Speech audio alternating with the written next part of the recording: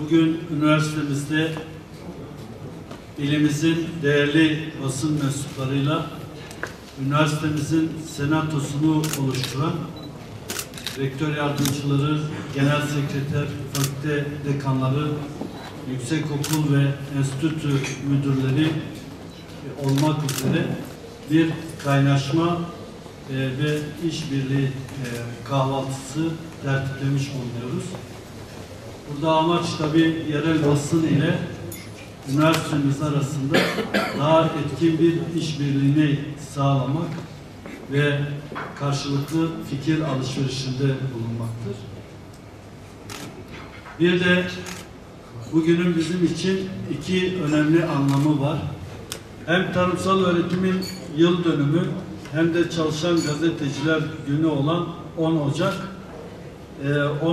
hem tarım çalışanları, ziraat mesleğini icra edenler hem de demin de söylediğim gibi değerli basın mensuplarımızın basın camiası çalışan gazeteciler günü olarak her ikisini de tebrik ediyoruz. İnşallah bu süreç içerisinde ve bundan sonraki zamanda hem çalışan gazetecilerle ilgili koşulların iyileştirilmesi hem de bu camiaya hizmet veren insanların daha iyi çalışma koşulları içerisinde faaliyetlerini sürdürmeleri konusunda gerekli adımlar atılmış olur.